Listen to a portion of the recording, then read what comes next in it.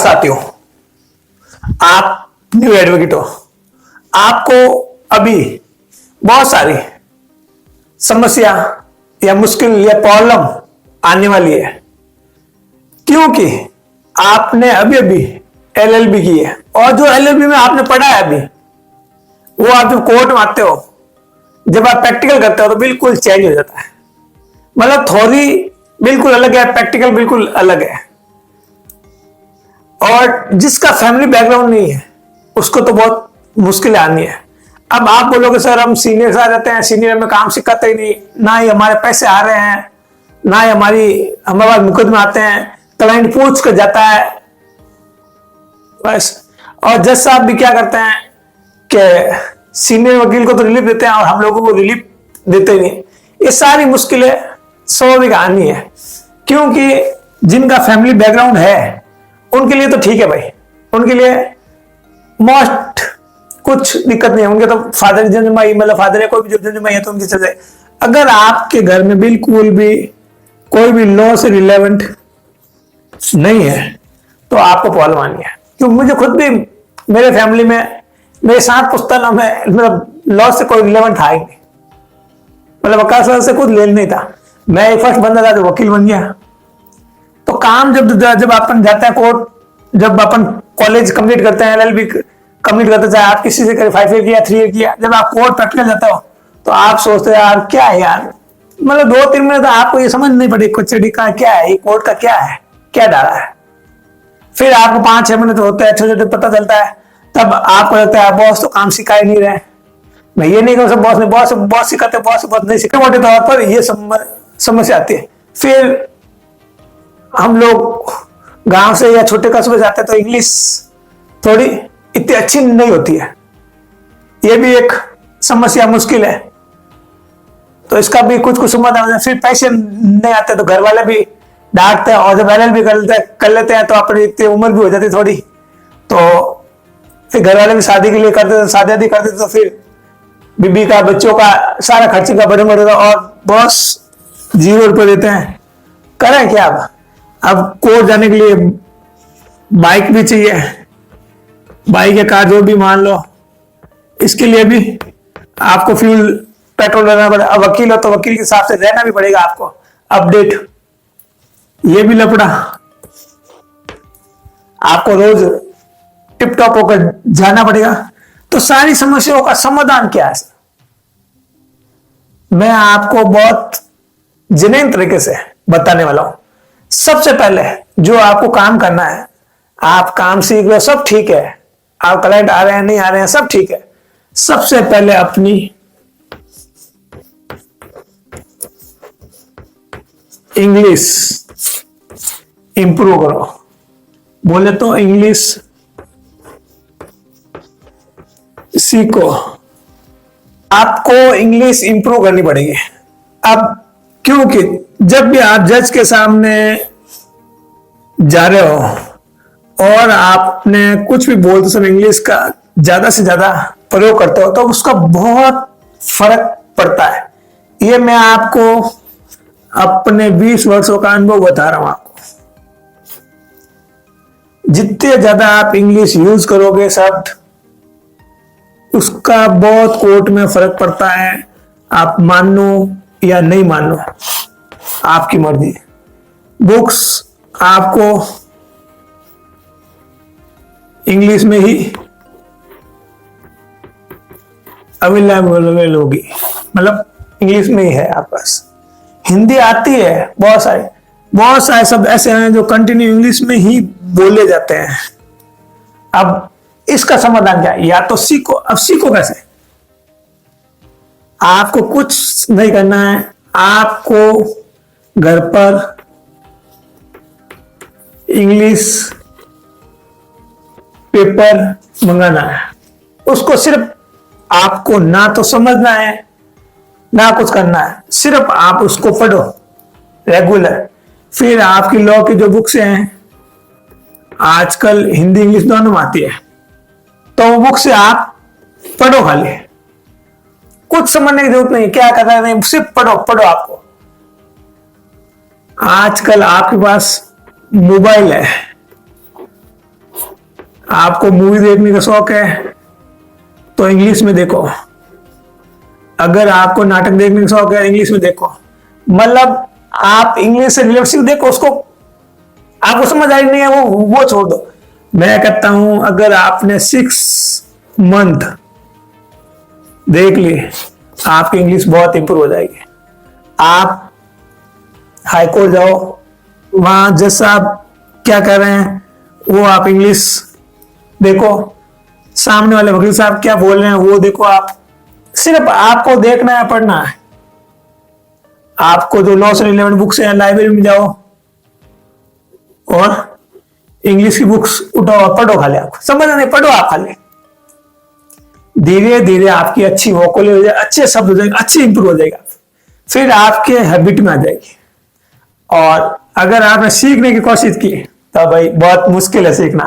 Tense मुझे बताया कि जो पहले बच्चे आए उनके टेंस कैसे होते हैं।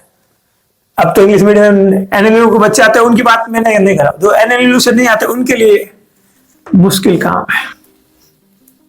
तो जब आप पढ़ोगे धीरे धीरे आप अटेंड करो, कोर्ट में फंक्शन होता है, मूड कोर्ट होता है, वो अटेंड करो आप, या कोर्ट में कोई फंक्शन वो जाकर अटेंड करो, तो धीरे धीरे आपकी इंग्लिश अच्छी हो जाएगी।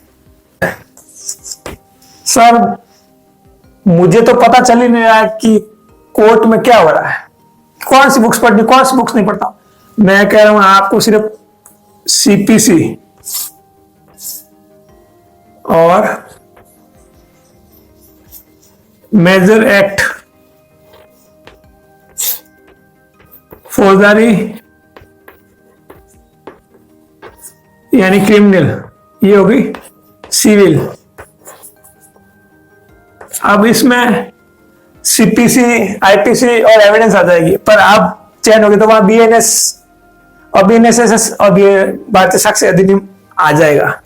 ये इसमें तीनों मेजर में ये बुक्स हमेशा आपको अपने, मतलब आप अगर कोर्ट बैग ले जाओ तो आपके बैग में होनी चाहिए। मेजर एक्ट एक आता है, क्रिमिनल का मेजर एक्ट आता है जिसमें तीनों बुक्स आ जाते, सीपीसी की एक ये बुक्स खरीद लो। ये बुक्स आपको कुछ नहीं करना, आप बोलो क्या करो, आप इसको कम से कम 3 से 4 बार पढ़ो, कम से कम दोनों को। आपको 70% गणित समझ आ जाएगी। सिर्फ पढ़ना आपको 3 से 4, ना तो आप समझना है ना आपको देखना है। फिर आपका इसका उपयोग कैसे करना है, जब भी आपके पास कोई केस आवे तब इसका उपयोग अपन लेंगे। कैसे लेंगे वो मैं आपको थर्ड पॉइंट में बताऊंगा। ये तो हो गया आपको कौन सी बुक्स पढ़नी है। अभी आपको ये बुक से पढ़नी है, जब आप दीदी पढ़ोगे अपने बस्ते में रखो, अपने गाड़ी में रखो, जब भी टाइम मिले उसका पेज खोलो पढ़ो, पेज खोलो पढ़ो। कोई भी सेक्शन, कहीं दूसरे वकील साहब ने कुछ बोला वो सेक्शन आकर देखो, सीपीसी हुआ आप कोर्ट डालो, कोई वकील साहब बोले ये सेक्शन वो सेक्शन आकर आप देखो, फौजदारी में हुआ का सेक्शन देखो, एविडेंस में देखो, सीपीसी में देखो। तो इससे क्या आपको प्रोसीडिंग पूरी पता चल जाएगी कि भाई कोर्ट में मतलब बीएनएसएस का प्रयोग करोगे तो आपको पता चलेगा हाँ भाई ये इसके तहत होगा, अब कौन सा केस दर्ज हुआ, कौन सी एविडेंस हुआ, ये सारी चीजें आपको पता लग जाएगी। थर्ड, जब भी आपके पास कोई केस आता है तो क्या करना है। मैं यहां क्रिमिनल फौजदारी का एग्जांपल दे रहा हूं। सोचो आपके पास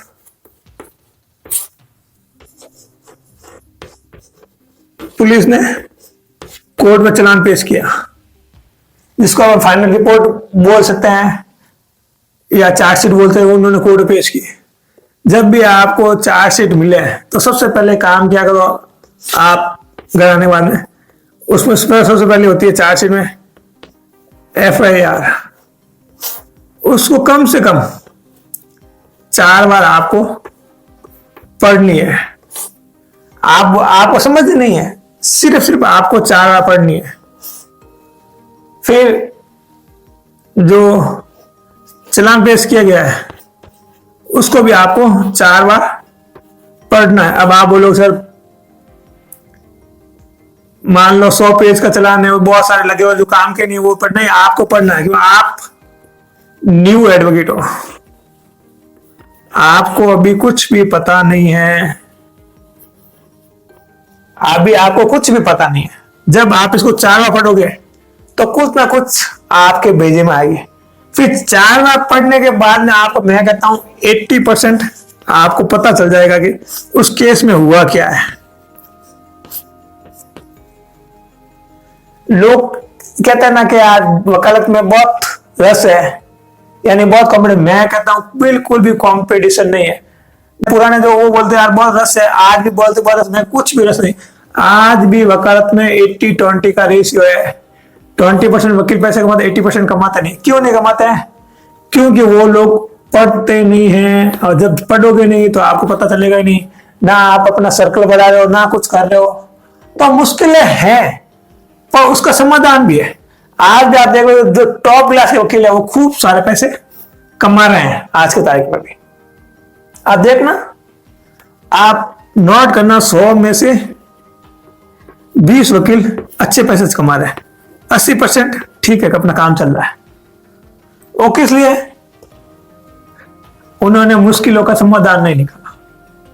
ये तो मैं आपको तीसरा पॉइंट बता रहा हूं। इसके अलावा बहुत सारी चीजें मैं आपको वीडियो बताऊंगा। कई बार क्या होता है, ये तो मैंने आपको पढ़ना बता दिया कि इसको पढ़ोगे तो आपको एक एक चीज पढ़ना है। आप इसमें किसने रिपोर्ट दर्ज कराई, कितनी लेट कराई, क्या मौका हुआ, आयो कौन है, उसमें मेडिकल कैसे हुई, ये सारी चीजें आपको समझ आ जाएगा। फिर हम लोग क्या करते हैं भाई, क्लाइंट आते ही नहीं अपने पास, रुकते नहीं है। हम लोग क्लाइंट बोलता है अपने केस में, अपन क्या मुझे पता है भाई, टेंशन, मैं वकील हूं या तू वकील है, अपन उसको छोड़ देते। मैं कहूँ एक आपको पेपर लो, जब भी क्लाइंट आता है, ये सपोज करो ये क्लाइंट आपके पास आया है, आप पेपर लो, उसको आराम से सुनो, भले 1 घंटा सुना हो तो 1 घंटा सुनो आप उसको, वो क्या कह रहा है। आपको जो चीज लिखी है वो सारी नोट करो, सारी, चाहे वो 3 घंटे दे। आधे से ज्यादा वकील, मैं कह रहा हूं जो अच्छे वकील हैं, वो सिर्फ क्लाइंट को सुनते हैं। फिर क्लाइंट को सुनने के बाद कई बार क्या केस की अपन को रियलिटी पता नहीं, क्लाइंट को पता होता, और क्लाइंट जो बताता है, कई बार क्लाइंट के साथ आने वाला बॉस रहता है, क्लाइंट नहीं बताता, ये बता देता है। तो आपको सुनने की कला सीखनी है, मतलब आपको सुनना है। जब तक आप अपना पेशेंस, धैर्य नहीं रखोगे, आप 1 घंटा अगर किसी व्यक्ति को सुन सकते हो तो आपकी वकालत अच्छी चल सकती है। तो अच्छी वकालत के लिए आपको सुनना पड़ेगा क्लाइंट को, और क्लाइंट को सुनोगे, आपने क्लाइंट को सुने, क्लाइंट के साथ पहले को सुना नहीं है आपने, तो मैं आप प्रैक्टिकली बता दूं, ये क्लाइंट जब जाएगा तो बोलेगा वकील साहब तो सही से सुनने नहीं हो, तो वो दूसरे वकील के पास ले जाएगा आपको। तो इसलिए आपका इसका समाधान है कि दोनों का सुनो, साथ है उसको भी सुनो, वो क्या बोले उसको सुनो। तो सुनने से उसके जो मन में जो पीड़ा होती है वो सब बाप होती है, वो बात बाहर निकल जाती है, और जब बात बाहर निकल जाती है तो आदमी शांत रहता है। और जब तक आदमी बाप नहीं निकला, हाँ वकील साहब अच्छे से सुना, भले आपको कुछ नहीं आता हो अभी, अगर उसको आपने अच्छे से सुन लिया और अच्छे से आपने उसको लिख लिया, तो उसको लगा हाँ वकील साहब मेरे अच्छे से सुना। ये चीज आपको प्रैक्टिकल चीजें कोई नहीं बताएगा, ये मुश्किलें हैं, ये अभी आपको, ये आपके प्रॉब्लम है, इसका समाधान यही है। इसका आपके क्लाइंट नहीं रुक रहे, उसका समाधान यही है। आपको क्या करोगे, ये चीज हो गई। फिर आप बोलोगे सर पैसा नहीं है, देखो पैसा आपको वकालत में थोड़ा पैसेंस रखना पड़ेगा, धैर्य रखना पड़ेगा। आप देख रहे हो कि आज जो सीनियर एडवोकेट है वो भी 0 से ही शुरू हुआ है, मतलब जितने पुराने जो सीनियर वकील है वो भी 0 से शुरू, तो एकदम वो भी यहाँ ऊपर पहुंचे नहीं। अब आप चाहो मैं एकदम पहुंचे तो वो पॉसिबल नहीं, उसके लिए जो सीढ़ी है वो सीढ़ी चढ़नी पड़ेगी। अब आपको बोले सर लिफ्ट, हाँ ये आपकी बात है, आप लिफ्ट का भी प्रयोग कर सकते हो। अब लिफ्ट का मतलब यह कि जिनकी फैमिली बैकग्राउंड लॉ से है तो उनके लिए कोई दिक्कत नहीं, उनके लिए लिफ्ट है, आप भी लिफ्ट यूज करो। पर फिर भी उसमें लिफ्ट में भी आपको टाइम लगेगा, ऐसे नहीं कि एकदम लिफ्ट सीधा कोई आपको लिफ्ट बैठे धीरे टाइम लगेगा, लिफ्ट लगवानी पड़ेगी, सब बनवानी पड़ेगी, सब टाइम लगे, एकदम पॉसिबल नहीं है। आज मैं भी बोल दूं कि यार मैंने ये कर लिया वो कर लिया, तो मैं भी 0 से ही उठा हूं, कोई एकदम थोड़ी उठा हूं। आज 20 साल देने के बाद हम लोग कह सकते हैं कि हाँ यार अच्छे से। अब तो चीजें बहुत सारी सीखने के लिए मिल जाती है। पहले तो आपको सीखना हर बुक्स में, आज आप मोबाइल खोला और मोबाइल में आप सेक्शन देख लो, गूगल खोला ये सेक्शन देख लो, बुक्स देख लो, पीडीएफ देख लो, पीडीएफ नोट कर लो, सारी चीजें अवेलेबल है आपके पास। लैपटॉप पड़ा, लैपटॉप में डाल लो आप, सारा। तो ये चीजें कुछ हैं जो आपको विशेष ध्यान रखना। फिर एक चीज और मैं आपको इंपॉर्टेंट मतलब टिप्स दे देता हूं, आप अपना सर्कल बढ़ाओ। जितना बड़ा सर्कल होगा उतनी अच्छी आपकी वकालत चलेगी। अभी नहीं आपको पढ़ाई के साथ सबके साथ सर्कल बढ़ाना, मतलब अपनी अच्छी खासी जान पहचान बढ़ानी है, अपने समाज में जान पहचान बढ़ानी है। आपका जो बाहर का जो सर्कल है उसको बड़ा करना है, आपका जो दोस्तों का सर्कल है उसको बड़ा करना है। मतलब जितना बड़ा सर्कल होगा उतने बड़े आपके क्लाइंट बढ़ेंगे। अब सर्कल कैसे बड़ा करते हैं ये अपन कभी और टॉपिक पर वीडियो बनेंगे। आई होप जितने भी मेरे न्यू एडवोकेट है उनको समझ आ गई होगी उनकी मुश्किलें अभी क्या है और समाधान क्या है। जैसा कि मैंने अभी बताया, अपनी इंग्लिश इंप्रूव करो। और पढ़ने पर मैंने 2 बुक से बताई है, एक तो सीपीसी की और एक क्रिमिनल मेजर एक्ट। कोई भी किसी भी राइटर के लिए उससे कोई फर्क पड़ता नहीं है, सब में एक ही चीज लिखी हुई, कोई अलग अलग लिखी हुई नहीं है। तो ये चीजें आप पढ़ने शुरू कर दो। फिर आपका कोई केस आता है तो क्लाइंट को धीरे से सुनो। अगर चालान पेश हो गया है तो उसमें आप सबसे पहले एफआईआर खोलो, एफआईआर को 3-4 बार पढ़ो तो उससे आगे पढ़े। फिर आपको जो चालान मिला है यानी फाइनल रिपोर्ट मिली है उसको अच्छे से 3-4 बार पढ़ लोगे तो आपको सारे केस में पता लगेगा। आप फिर बेल एप्लीकेशन तैयार कराओ, कुछ भी तैयार करो, कुछ भी रिप्लाई करो, कुछ भी बयान करो, जीरे कराओगे, सारी चीजों का आपको उसमें सुविधा मिल जाएगी।